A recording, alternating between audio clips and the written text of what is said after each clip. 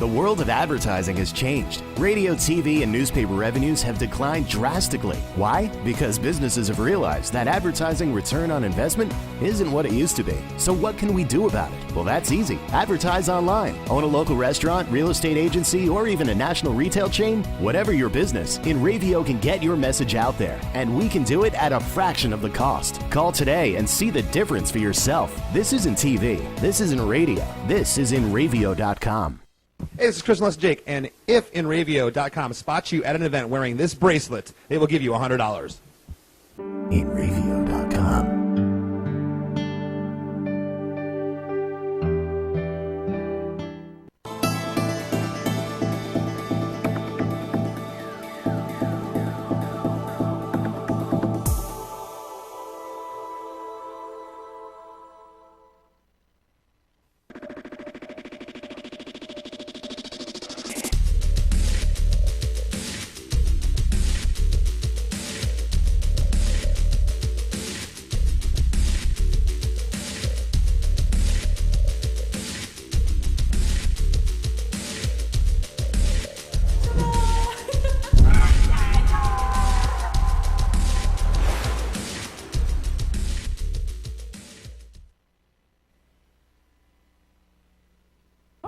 Campfield. Welcome to Nerdgasm. Well, I'm not going to be talking like that all night long. It'll drive you crazy. Tonight we're taking on the Toy Story trilogy. Now, the Toy Story trilogy was really the first feature-length CGI film, and it paved the way for all of those films that followed from Pixar and from DreamWorks, like Monsters, Inc. and The Incredibles. It really was a groundbreaking film experience that, that I loved, as a filmgoer who wasn't a little child. And it really resonates with all age groups, unless you're my ex-wife's sister who didn't like anything. We have a couple of trivia items tonight that I'm going to share before the show begins, so I'd like to do that now. Toy Story was inspired by Pixar's short film called Tin Toy, which is featured on this Pixar short film DVD collection. And I think it was a short 5 to 10 minute film, and it has the basic tenets of what became Toy Story. There was no Woody or Buzz Lightyear, but the style and the feeling was there. The second trivia item is, did you know that Billy Crystal was originally offered the chance to voice Buzz Lightyear, but declined? But after seeing the finished film, he said that the decision was the biggest mistake of his career. So upon learning this, John Lasseter telephoned Billy to offer him the role of Mike Wazowski in Monsters, Inc. from 2001. Billy's wife answered the telephone and said, "John Lasseter wants to talk to you." Billy picked up the phone from his wife and said yes, meaning that whatever he was being offered, he was going to take it. Secondly, Hasbro denied Pixar the use to use the name G.I. Joe when it was informed that the G.I. Joe doll was going to be blown up by Sid in the first movie. Now, I'm going to give you a little story before we begin our show with our nice panel over there, but when I was making my first film, I had a character eating potato chips by accident. He grabbed the prop, started eating it, I didn't stop him. I had to get permission from the potato chips company. I got on the phone with them. And they're asking me all about the film. They said, what's the film about? It's a thriller film. The guy who's eating the chips, he's a good guy or a bad guy? He's a good guy? Pause. Is he fat or thin? Thin? Does he have an eating disorder? No? All right, you could use the chips.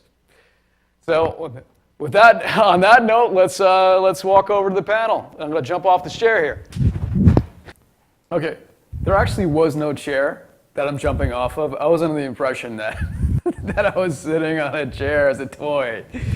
So I'm Dave Campfield. Welcome to this week's edition of Nerdgasm. Now, my panel is a little bit different tonight. So not only we have Debra Hill returning. Hills. The Hills have I. The Hills are alive with the Sound of Music. It's one of my favorites. And we got, for the first time, James Schultz. Schultz. Do you have a problem with S's on the last names? I don't know. I like to singularize, what is plural and pluralize what's singular. It's just what I do. It's how I roll.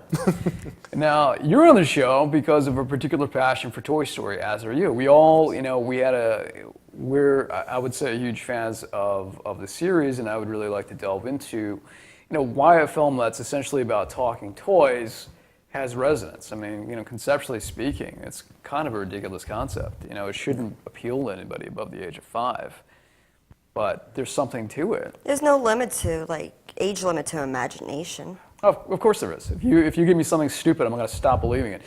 But it manages to. If you give me something without a humanity, if you give me anything without adult thoughts, it becomes Barney. But this goes a lot beyond. It goes much further than that kind of program. Right. And the interest of why I wanted to delve into tonight was because I revisited the trilogy just recently, and I was amazed by how much I loved it. I think I had only seen each installment once or twice, not more than that. And watching it again, all of the things came back to me, and I was just shocked by how much it holds up. We're older people now. The first one came out, what, 95? 95, yep. Yeah. First one was in 95, 99. 99. 95, 99. Then 11 years later, they finally come out with the third Toy Story 3. So much for the notion that if you're doing a sequel, it can only be within 3 or so years after the original, or else you'll lose the audience, or it'll lose something. And absolutely not. Each one, the level of quality is so consistent while building upon what came before it. I think that helped it. I mean, I think that 11 years let Andy age with us, or us age with Andy. Not in the second one though. Well, fair enough. Yeah. Well. But because I think the second one takes place only what, a year? A year? So it's only a short amount of time. Yeah. But I guess that 11-year span between 2 and 3, it gave us time. All right. So let's get into the trilogy. Let's start with number 1. Now, this first film, in rewatching it, just looking at it from a technical point of view, what surprised me was, on some level, the CGI animation holds up really well, but when it came to people, when it came to the Andy and the kids, Sid, parents, the animation hadn't really been perfected. And you could even argue to say that today the animation is not perfected. People are a lot harder to bring to life than plastic items or carved items. There's a different kind of we're the most complex thing there is out there visually to recreate, for an effects artist. Right. So I was a little surprised, even though just a few years later in the follow-up, they had perfected that. But this is really the first time out of the canon, because this is the first, if I almost have the information wrong, it's the first time that there was a feature-length CGI movie, and that hadn't been done. And they pretty much got a home run on the first time up at the plate. But I think in revisiting it, it's all the humanity that they give the characters, and you got a performance from Tom Hanks and Tim Allen that is probably on par with the best that they've had of their careers. And they're talking toys. They're toys. And they managed to make it work. But it works. Yeah, they managed to make it work. I don't know how exactly, but the voice of Tom Hanks and how he plays it really sells it. And I'm not even the biggest Tom Hanks fan, but I think that you'd probably be hard pressed to find anybody much better or any better to play Woody in that series. And the same with Tim Allen.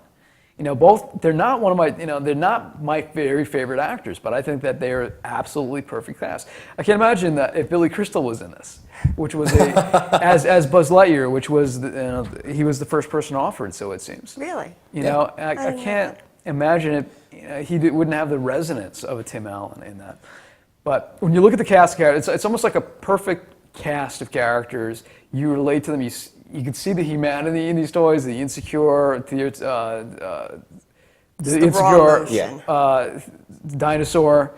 Tyrannosaurus Rex.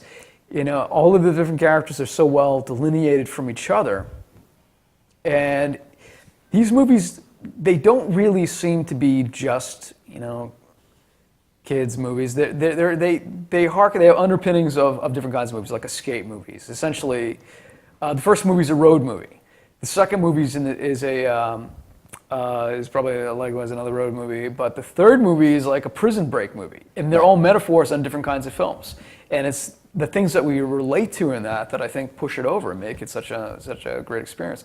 Well, let's start with who's going to go first. I need you to fight to the death.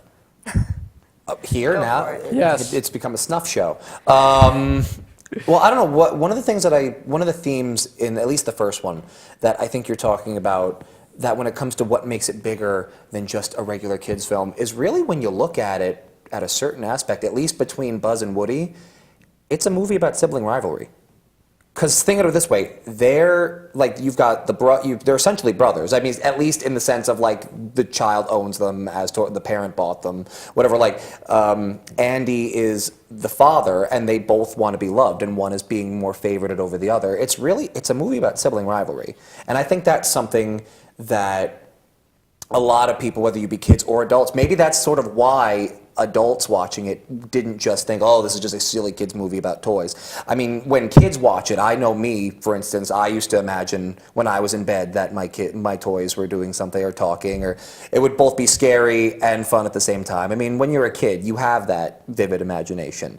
But when you're an adult, you kind of see it not only for the fact that it has so much heart to it, it gives such life to each of the characters, the supporting characters. You have some of the best working character actors, both at that point and today. You had Wallace Shawn, you had John Ratzenberger, who I think was funny, do Cheers. You have Norm, and he's playing Ham. I was just waiting for that one moment of Ham, but they didn't do it. Like Don Rickles, you have someone like Don Rickles. You have all these characters bringing such, for lack of a better term, animation to this story. But not only that, you have themes like that get the adults interested. And you have jokes and little moments that get the adults, like, I recognize that. The kids won't get it, but I will. It's a movie that plays to no matter what age bracket, I think. All three do, but we're talking about the first one now. So yeah. Well, I would say, before I throw it over to you, Deb, is that I hadn't thought of the sibling rivalry angle, but it's completely relevant. And I think that the audience doesn't even have to know what the metaphor is. All they have to do is it just has to feel real to them. Oh, yeah. And that's what was happening because they made it specific as brothers. Yeah. They're playing it as brothers. Yeah. And all it takes is them committing as performers and the writer the same way to sell that. And you don't know why you relate to it, you just do. You know? Especially when you watch, it's probably on YouTube somewhere, but it might actually be on the DVD you showcased in the opening. There was like original test footage. It might actually be on this DVD right here. Ta-da. There's actually test footage they did of Woody and Buzz when they were first doing it. Like, I could kind of see Billy Crystal playing that version of Buzz. Like, they made Woody, for lack of a better term, really a beyond sarcastic, just mean, for lack of a just, a prick, for lack of a better term, and the way I think they mellowed out the characters more, plus I think they mellowed out the characters more as time went on. Like, I would say look at the original test footage and why at first a lot of like the heads at Disney weren't as interested, because it was just, the characters were so unlikable. And I also think that's what helped with Tom Hanks and Tim Allen, is you gave likable voices to these characters. Not to mention a few more months of creating the character before actually putting a voice to it. Yeah. Mm-hmm. Now, Deb, I would love to hear your thoughts on the first installment of the series. All right. Well, I really loved, always liked the first part of a series, of like a whole movie series, sorry. And I mean, it starts everything. You get to see how the characters are. They get to develop throughout the story, not just through the first movie, but throughout the whole. You think that it sets the pieces down for the game that's about to be played? Mm-hmm. It's just, I love seeing the character development. Well, when did you rewatch the series? You just rewatched it this last week, right? I just watched them all yesterday. So your head's about to explode with a whole bunch of like, wait, did that happen in the first one? Was the prison break in the first one? Was it the third one? That's why I can't remember. It's all a blur. Well, these are my notes. My notes top your notes. Well, actually, no. Do you have them double-sided? Let me see your notes. No, not double-sided. I'm gonna steal your notes. These are all now. This is now That's my the page opinions. I need. It started everything. Notes. I feel left Toy out. Story started everything. And the character development between. I'm playing Debra Hills right now. Character development between Andy and all the toys, close connection. Transitions, yes. I'm so brilliant, aren't I? Wait, I just stole your notes. So wait, let me see your notes. You can read my notes. Thanks. They're not going to make any sense to you, girl. Because Oh, I speak in like my Dave shorthand right there. You're not going to get what my notes are. So how do you feel, how do you guys feel this one fits into the series? I mean, as I rewatched it, I was having such a tough time discerning, which one I liked best. I mean, I have, in the long run, I made a decision which is my favorite of the series. But it was so tough, like in rewatching, because I think the level of quality is so consistent, and you don't really see that in sequels. If you really think about it, I mean, how many trilogies can you say have gotten better with each movie? Like you have some trilogies, like Star Wars, you have, New Hope, which was very good, and then Empire Strikes Back, yes, and then Return of the Jedi, it was not bad. But how many trilogies of movies can you say got better with each one? I mean, maybe this and Bond, Lord of the Rings. No, I wouldn't say that. I think that's an opinion one. That's an opinion. Yeah. I think when a lot of the James Bond movies, I mean, if you cut out about 20 of the installments, they get better as they go along. That's fair. I mean, I think it's, you also, with Bond, you have, 24 now? Yeah. And plus you have a continuing change of roster. When it comes to a specific set trilogy... Yeah. You know what's also another wonderful thing about CGI movies? The actors don't age. So you can, you can recreate all of the same feeling visually, as you want. The toys look the same. They sound the same. Don Rickles, whether he's 75 or close to 90, the guy's 88. I looked it up. He's 88 years old. He's still Mr. Potato Head. Right. It's funny that we're having an intellectual discussion about Mr. Potato Head and Toy Story. I wouldn't have had it any other way. Hey, Nelly, it looks like Nelly's in the control room. Nelly had a very interesting theory that she wanted to share with us. So she's going to call in briefly, and I'm going to head out to commercial after her call. But, I would say that I had probably about 2 pages of notes on Toy Story 1, and then I lost them, so I'm just going by memory here. And it's sort of, I remember 2 and 3 even more so. But think about it, guys. Isn't it, Toy Story 1 is really like a road trip movie. It's the 2 guys on the road trying to find their way back home. Yeah. It's the road story between Buzz and Woody. Mm-hmm. Right. And we identify with it in a, we identify it like on a primal level, like, oh, I feel like I get this story. Yeah. And it doesn't isolate you too much. I mean, this movie could have easily just been a bunch of them hanging out trying to get Andy's attention in the room, in the house. Wouldn't have made for much of a movie. To an extent, it's like a Hope and Crosby movie, essentially. That's what it is. Yeah, it is. Yeah. It's it. Very much so. Woody and Buzz, the modern day. If they had done it in the 40s, it would have been a Hope and Crosby. I think you would have scared a lot of people from the 40s. the toys are talking. It would have been just like marionettes. It would have been awful. Howdy doodies, come alive. Although, Woody got to start. There you go. It all circles around. What's interesting is, do we have Nelly on the phone? Okay, good. Let's patch Nelly through here. Hi, Nelly. Hello. The way we have you superimposed on the screen, it's like a mini version of you is sitting right under James's leg. How's everybody doing? So let's bring on this theory, Nelly. This sounded really interesting. So, I did a little research on the internet because I've seen these like little memes and things about it. That there's a theory that Jessie, the cowgirl doll from Toy Story 2, mm-hmm. is actually Andy's mom's. Is actually Andy's mom's doll, and that she's actually Emily in the second film. And as I said, it's just a theory. It has never been proven, but there are a couple of little clues, you could say. Like, if you notice, like, Andy's hat is different than Woody's, and you would think that he would have the same hat. It's different, and it's red, and it has lacing on the outside, and in the very center, there is a worn-out band.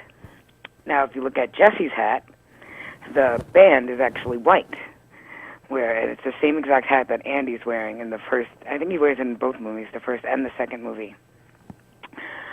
And in the second movie, you actually see that hat on the bed of the little girl Emily, and it has the white band still. Also, Emily gives away her toys like Andy ends up doing in the third film. But when she gives away her toys and everything, the only thing that's not in the box that's in her room is the hat. Like Jessie's in the box and she gets taken away and everything. And what's in the box? Yeah. What's in the box? The hat is not in the box. So people like to think that maybe Emily held on to the hat and passed it down to Andy. Well, this is something that I'm gonna have to digest. I don't think. I just think it's interesting, like how, if it is true, how Pixar and Disney has always done little Easter eggs and things in their movies, and I would not put it by them, like put it past them rather, to have this really be true. Well, Nelly, we're going to head out to a commercial. Make sure you stay tuned to see our special interview with our guest, Chris Prynoski. Tonight, he's done many programs that you probably come across on television as an animation director. And he's got a new film in the works. So stay tuned. We'll be back. We'll be back in just a few seconds. InRavio.com.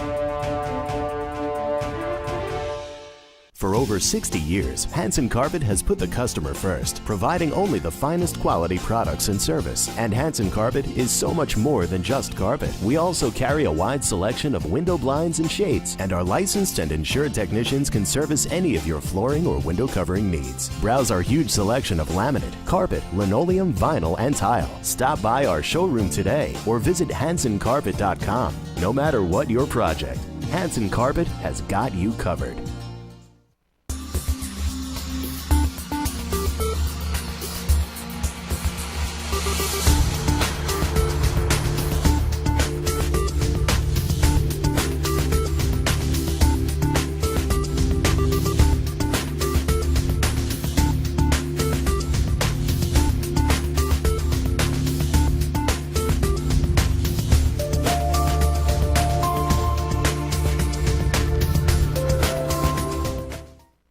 Hey, this is Chris and Jake, and if InRavio.com spots you at an event wearing this bracelet, they will give you $100. Transmission of lice occurs from being in the wrong place at the wrong time. Like catching a cold or a flu. You have guaranteed peace of mind in every bottle of Got Lice because all of our products are completely natural. And organic. But strong enough to cover all your lice removal needs while being safe and effective. Our professional technicians are specially trained with our exclusive proven technique to successfully comb out head lice. We come right to your home at your convenience. Whenever you want us. We bring everything needed to perform a successful and complete comb out while eliminating your head lice. And we leave you with our exclusive complimentary products to use for the next 10 days following our treatment. For free. Our technicians also check all family members who have been exposed to lice. Please visit us on our website today at gotlice.co or feel free to call 24 hours a day, 7 days a week at 646-257-0121. Hi, this is Tony. And I'm Dan, and you're watching Dear Dad. Oh, wait, you're not watching it yet, but you should be every Thursday at our new time from 7 to 8. That's the new time. Dear Dad on InRavio.com. Only InRavio.com. Where else could it be? Tune in. On the internet. The world of advertising has changed. Radio, TV, and newspaper revenues have declined drastically. Why? Because businesses have realized that advertising return on investment isn't what it used to be. So what can we do about it? Well, that's easy. Advertise online. Own a local restaurant, real estate agency, or even a national retail chain? Whatever your business, InRavio can get your message out there. And we can do it at a fraction of the cost. Call today and see the difference for yourself. This isn't TV. This isn't radio. This is InRavio.com.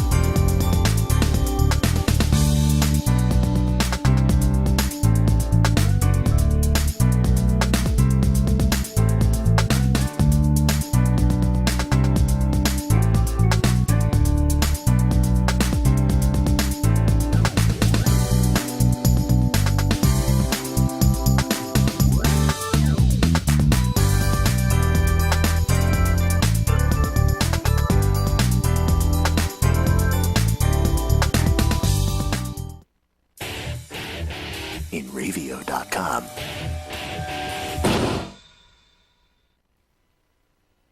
And welcome back to Nerdgasm.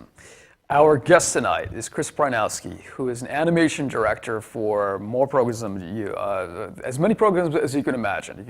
You have obviously flipped by his work on television many times. So I am honored to have him on our program tonight. And Chris is joining us from the freeway as he speeds at 90 miles per hour. So, Chris, it's great seeing you. Now, from Ventura Brothers to Black Dynamite. Gas station, see? Oh, okay, he's not speeding down the highway. So now, from Ventura Brothers to Black Dynamite to Turbo Fast, amongst many, many, many others, you're listed as a supervising producer. Now, what is it that a supervising producer does exactly? Man, it's different for every show. Every TV show is different. You know, on Turbo right now, I'm the executive producer, which is a little different than a supervising producer. But really, you know, it's all, TV is weird. People make up whatever jobs, you know, make the most sense for that pipeline.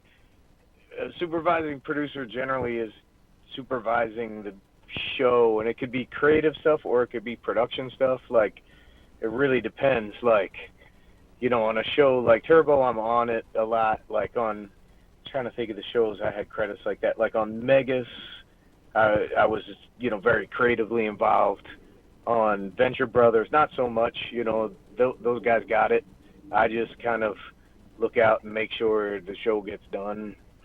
But there's people who are very more specifically on that show. So I guess the answer is there's no definition for that job. It's really just, you know, if something messes up, then it's my fault. That's what it means. How many other people, like how many supervising producers are there? Like at one time, are you one of many, or you're the guy? Like you're the person that in that position? Depends on the show. There's usually one or two, and there's just usually one or two on any given show. Now, I know you got your very, very start. I'm going to be honest. I met you a very long time ago, and you wound up going off in the industry and being very, very successful. Now, I met you at SVA working on a student film. How was it that you got your break into the industry? I guess when I was at SVA, I started like freelancing. You know, I was working on like shorts. Like at that time, it was like Liquid Television was animating on couple of those Liquid Television spots, you know, because they want, you know, it's like they didn't have big budgets, so students are, you know, is pretty much what they could afford. And, you know, right at the tail end of school, I started working, well, I was hired by Ralph Bakshi, who's like an independent filmmaker. If you don't know, you should check out his films. And I was waiting for that job to start, and then I started at MTV Animation and worked on Beavis and Butthead and Head and Daria and a bunch of shows for MTV. So I started, they just needed people real bad, so I started like the day after I graduated. Like, they were like, can you start before you graduate? I was like, I'd like to finish my school year, and then started the day after. So it was a time when there was a lot of animation happening, kind of like now. You know, it goes up and down, the industry goes up and down, but, you know, I figured I was going to move out to LA straight out of school, but I stayed in New York for over 5 years working at MTV pretty much. What finally pushed you over the edge and then had you move to California? Well, I had convinced my girlfriend at the time to quit her job because she would come by the animation studio and be like, this looks like fun. And I'm like, it is fun. So you should quit and do this. It's better. And then we were kicked out of our apartment. The guy was selling the building, so we needed to move. And then the show that I had created for MTV got canceled. So we both didn't have jobs or a place to live. So we were like, well, we could move to another place in Brooklyn or Jersey City, or we can move out to LA. So we knew some folks out in LA, and I had some gigs lined up. So we drove across the country to LA. You know, I know other people who tried the same thing, and it didn't work out so well. He said you went out to LA, and everything, the pieces seemed to come together. Look at that smile. You smile. You might be an animator, but you got like a little, you got like Brad Pitt teeth going on there. So what is your average? What is your average work week like? How many hours, in your positions? Because you juggle a lot of jobs. How many hours a week would you say you do? Man, it's kind of like impossible to say. It's like it never really ends. Now I have a kid, so I try to get out at a reasonable hour so I can. Yeah, good luck with that one. Before he goes to sleep. Yeah, it's crazy. But, it never kind of ends because, now with computers, you could work at home and you're always, reading scripts or writing notes on stuff or doing little doodles for this or that. I'm very rarely involved in the middle part of making a cartoon now. It's usually at the very beginning, setting stuff up, doing thumbnails on a Post-it note or something, or like at the very end, little tweaks in an edit. Some shows I'll go to the record, some I won't. Some of the projects I direct, most of them I don't now. Directing an animated movie now, which is fun. That's cool. It's like a lot of good cartoon voices. We recorded Mike Judge last week, so that was cool. Really? For that, so that's fun. Did this come out as a result of Amazing Screw on Head? This is how I became aware of you being so successful. I was on Netflix, and it recommended Amazing Screw on Head as a film I would like. And I looked at the director, you were the director, I'm like, oh my God, he's really moving up. And how did that, at that early point in your career, come about? I really liked that book, and I knew a producer who had gotten the rights, and I was like, man, if that happens, you got to let me direct it. And basically, it came together that easy. I really, the show was kind of doomed from the start. The first meeting I, with Sci-Fi Channel through Lionsgate. Lionsgate, put up a good amount of funding, but Sci-Fi Channel did some, and they were the broadcast partner. And the very first meeting I had at Sci-Fi, I think it might have been Mark Stern over there. He shook my hand. He's like, "Yeah, great, glad to have you on board to direct. Everybody hates this project here. I'm the only one who likes it. You better do a good job because this thing has like a really slim chance of getting picked up." So I was like, that's a great way to get into a project. But it matches your comical sensibility.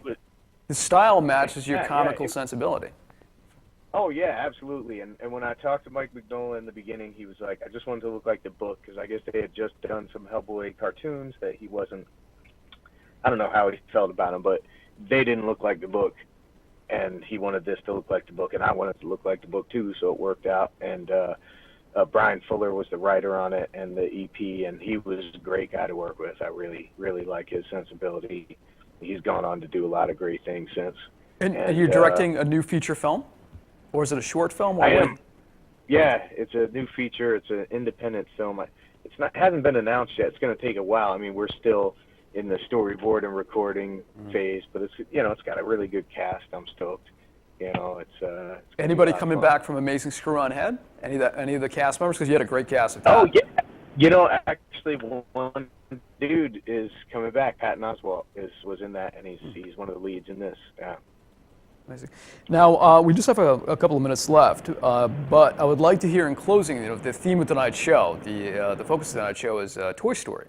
And I think that really, that changed the animation industry. So I was curious to get your thoughts on the Toy Story trilogy.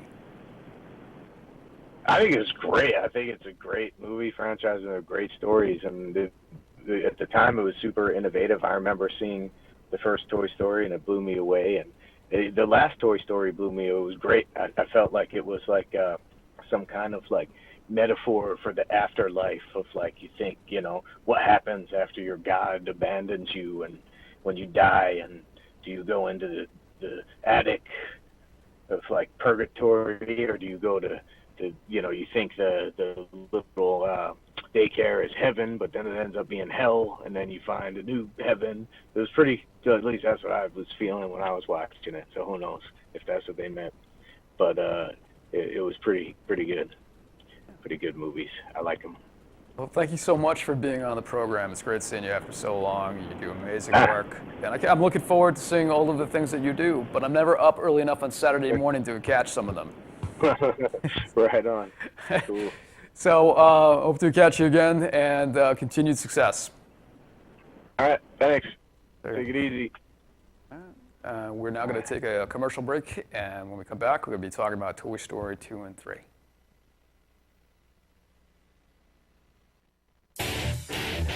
InRavio.com.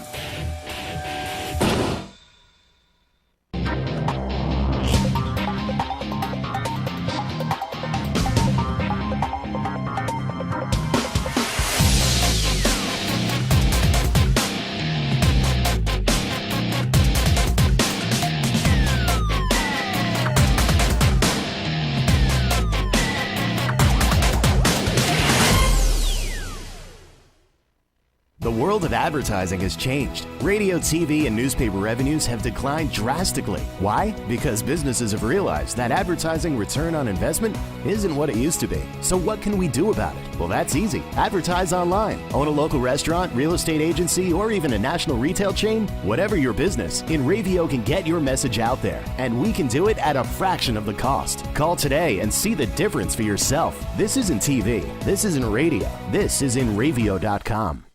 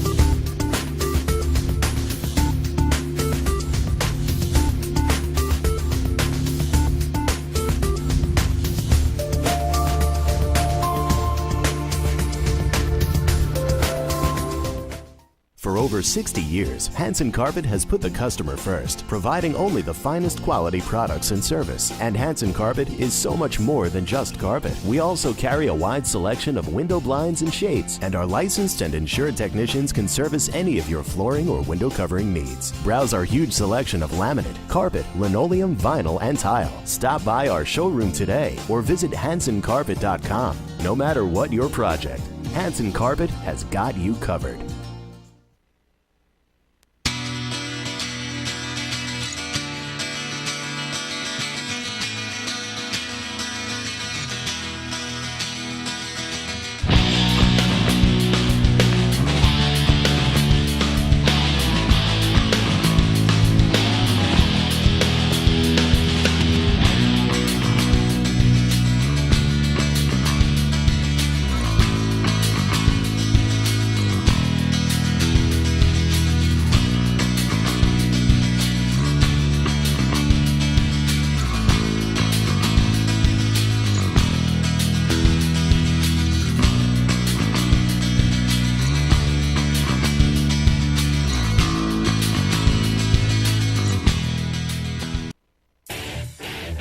InRavio.com. Welcome back to the best show on the internet tonight that happens to be talking about Toy Story. That's right, Nerdgasm. And welcome back to my panel. We are now up to Toy Story 2 and 3. We're going to continue to dissect the trilogy. One thing that I didn't talk about in the previous segment was the Randy Newman score. Because, you know, Randy Newman's a guy it's obviously I Love L.A. You wouldn't think of him necessarily as the most logical choice to do the music, to write the score, and to write the songs for the film. But they're indelible. You know, it was like, I don't know if that was luck or if he was just the right guy for the job. You know, but once you get into Toy Story 2, there's only one original song, you know, that he wrote for Sarah McLachlan. You know, but yet they replay a lot of what was there before, and it works. And, you know, other than that, do you guys know that Randy Newman scored The Natural? Remember that Robert Redford baseball film? Yeah, he's actually an ace composer. Not only does he do like the pop songs, like a Danny Elfman who does pop music with Oingo Boingo, or at least did pop music with Oingo Boingo, and then he scored films like Batman. Randy Newman's kind of cut from the same cloth, where he's doing pop music and scores. So the score of Toy Story is all him as well. You know, all the orchestral. You know, actually some of the best moments. You know, when I was rewatching one of the scenes, I was thinking what the scene would be without the score. You know, so I mean that's probably underrated. Like his contribution to the movies really set the tone. You know, set the style. So, Toy Story 2. Okay, here's some of my notes on Toy Story 2. There's a montage in the beginning of the film when Woody is feeling rejected by Andy. You're broken. I don't like you anymore. That's so creepy. And it's a brilliantly done montage where he falls through the tape, he falls through the cards. I think it's brilliant the way that whole scene was Falls into executed. the garbage can with all the discarded toy arms. Yeah. It's like some of the most brilliant filmmakers out there are involved in these movies, and they won't necessarily ever get the attention, the light shed on them, but it's absolute brilliant direction. And yet, years later, John Lasseter goes off and directs Cars 2, while another director does Toy Story 3, so explain that one.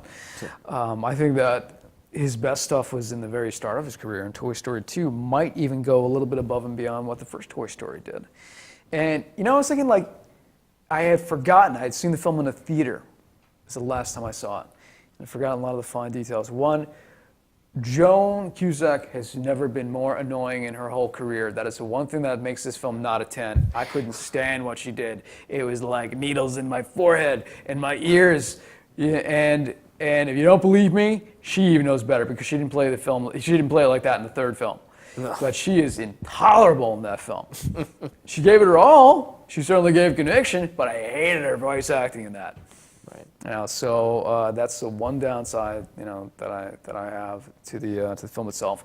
If the first movie was a road movie, the second movie is a search and rescue movie, and with and it's able to dimensionalize on what came before. Saving Private Woody. Right, pretty much. Yeah. It manages to build on what was there. Right. And you have like Woody's backstory, if a toy can have a backstory, and it sells it well. Although you got to say that Sneaky Pete, it shows you how good the writing and the dialogue is. That what he's saying about you'll just go back to, you know, if we don't go together, you're just going to be discarded and, you know, thrown away. Very manipulative. Yeah. Yeah, but also very smart and also very real. He's saying relevant things. I think the writing on the film is great. The execution is great. I mean, this is why I go to the movies. This is what I love about cinema. You know, it's like it's a villainous plot, but yet it's actually really rational when you actually think about it, especially from a toy's point of view. Because the whole point is that why would you want to go back to Andy when he'll just grow up and get rid of you, which they explore in the third one. But when we can be loved forever. So he comes off, obviously he's the villain of the piece, or one of the two villains, but like any really good three-dimensional evil plot or villain, you know, there's a lot of rationality and sympathy to his story and why he does these villainous things, as villainous as it can be for a kid's movie. You know? Mm-hmm. Deb? Yeah. Confer with your notes. Well, I don't know if people realize, but when they went to Big Al's office in the toy barn, when they had the Rock'em Sock'em robots, it was actually Lee Unkrich that did the red Rock'em Sock'em robots voice. Who's that? I'm not familiar with that name. Who? He was one of the people who helped with Toy Story Okay. building. What was his name on the box? Can we find his name on the box? I don't know. Yeah. Yeah, no, there's often you'll get little cameos from the production people doing voices, Well, yeah, you know. that's So he's, what is he, I can't writer, find producer? It doesn't say on here, unfortunately. Okay. I know he did edit in the second. You know what I'm going to say the second Toy Story is best for? It has got the best use of John Ratzenberg. He's got the funniest lines in that one. He reigns supreme in Toy Story 2. John Ratzenberger as Ham is really funny in that film. You know, he's got the best lines. The part with the Etch-a-Sketch, just the part with the Etch-a-Sketch. He's got a beard. The beard's too big. I don't know. It's just the whole thing. He's trying, like, point A to point B. And I like the detective work in the film too. You know, Right. it brings a lot of elements of different types of genres. And when you look at the animation on Wayne Knight as he's sleeping, what is this guy? Al? You know, when he's sleeping, you see a world of difference between Toy Story 1, when in the details of the face. It really comes to life when Woody's trying to take the remote control from him. What was he trying to take from Al? Yeah, that little metaphor, that little callback to Raiders of the Lost Ark when he's trying not to. He's trying to approach him without stepping on any of the landmines. Right. But the details that you notice in that face shows you how far animation had come in 4 years. That's what one of the things you find out when you look at like little bits of trivia and a little bit, that the second one actually wasn't supposed to be theatrically released. That was actually going to be a straight-to-DVD movie.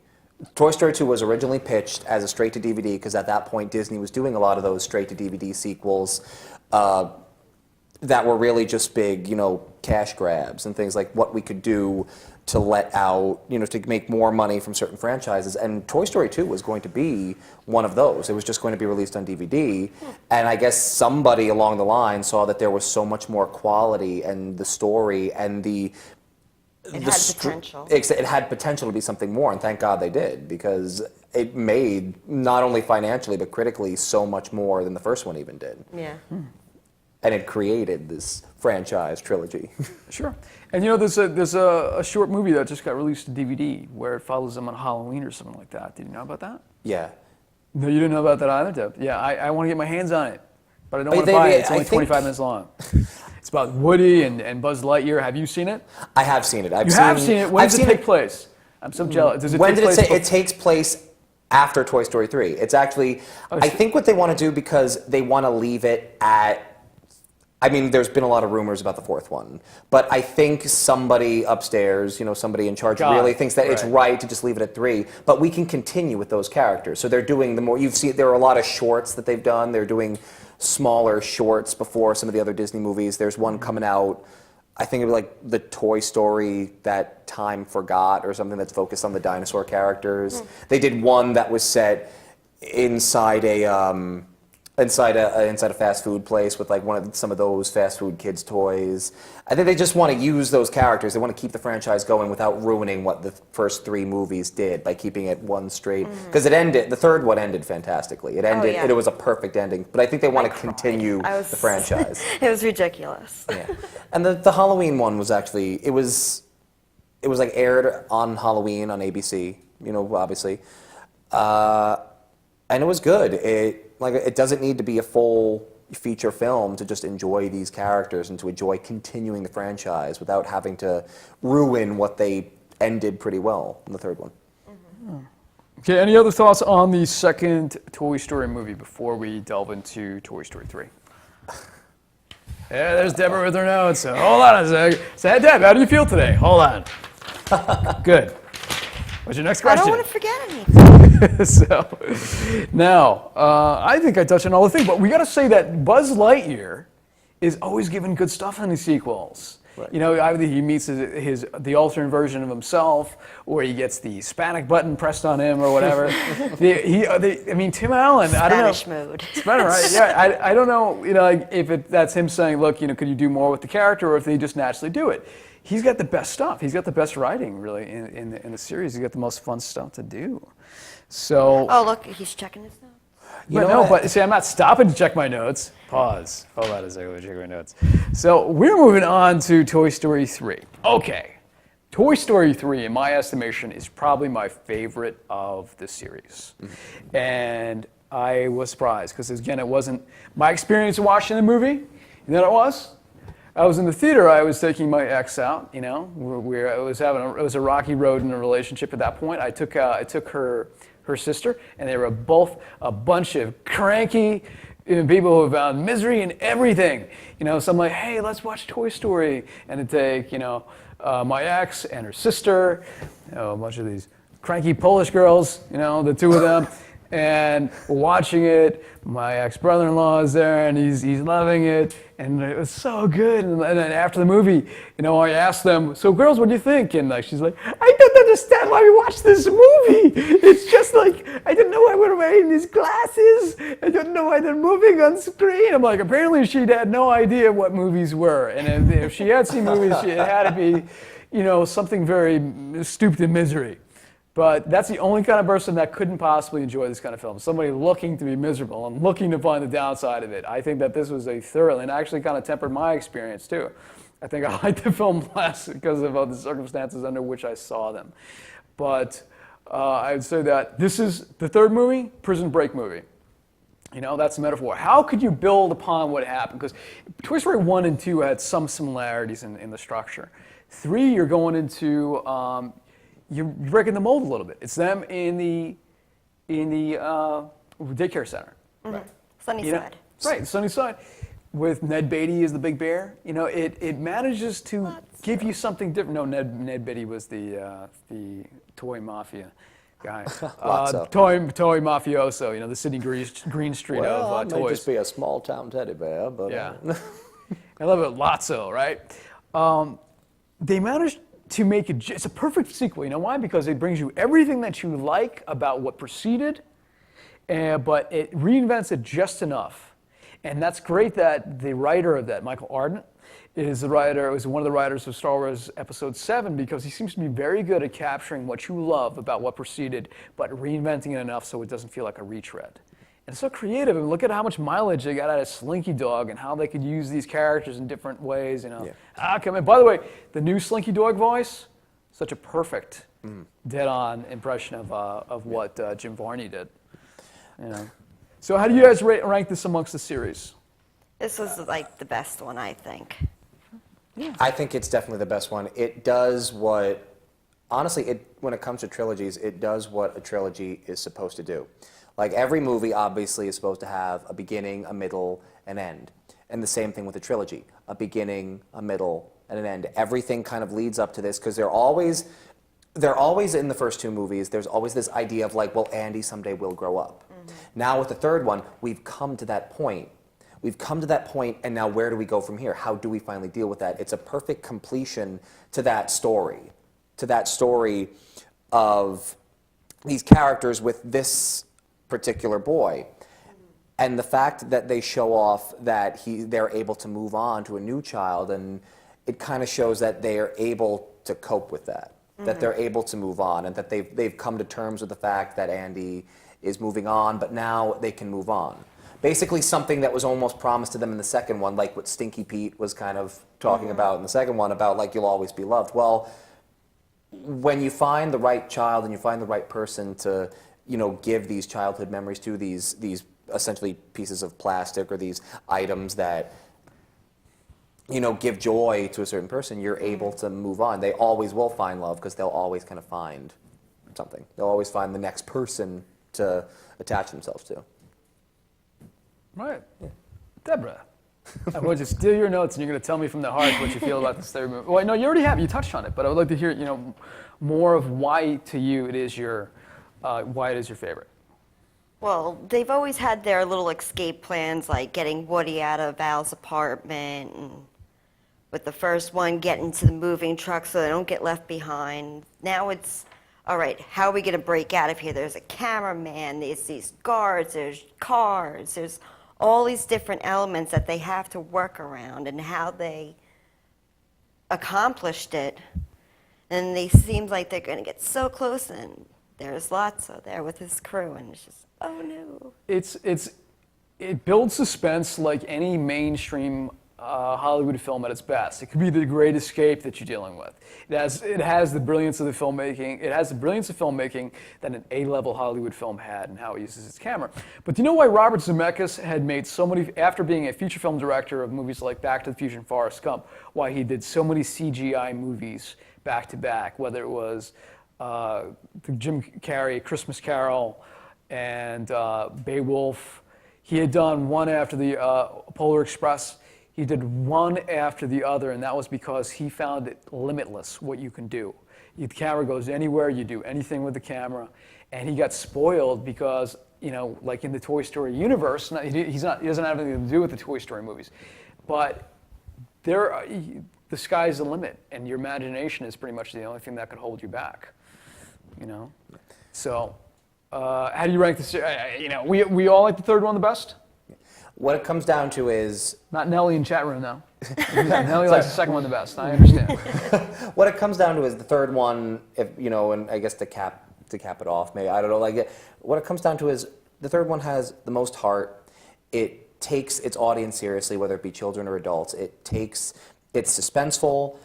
It's kind of got everything in that sense, and it uses emotion brilliantly because it also knows that the kids who watch it are now adults and they feel for these characters, and when they go through the more emotional parts, that's what it is. It's funny, suspenseful, it has heart, and it uses it all perfectly.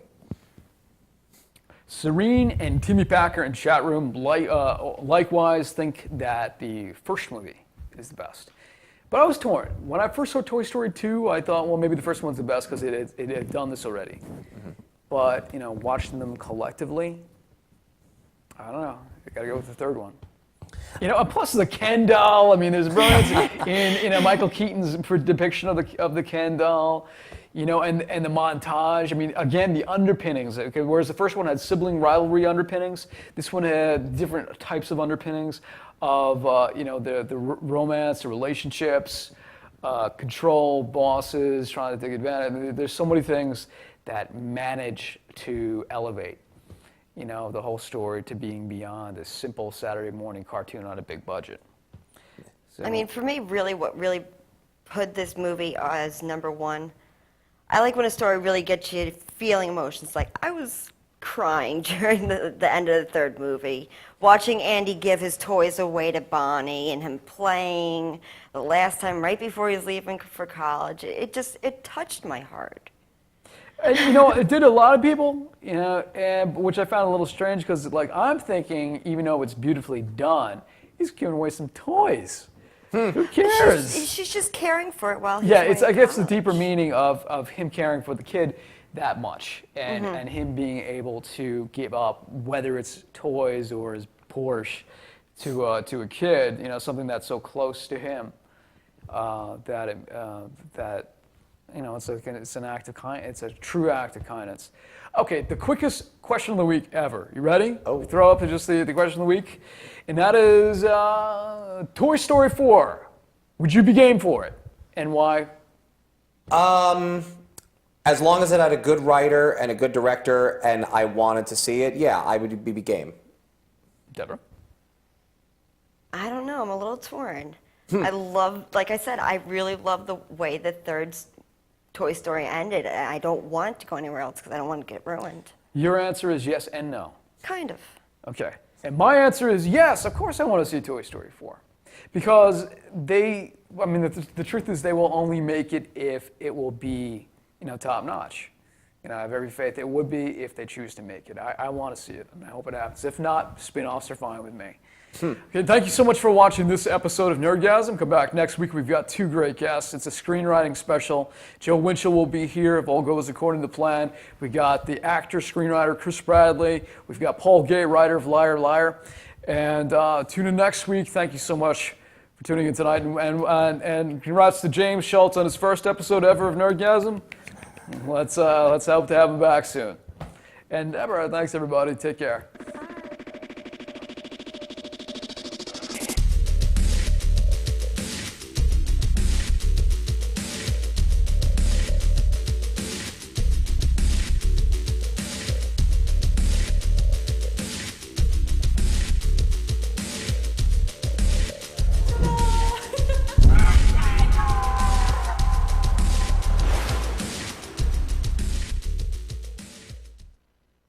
Eat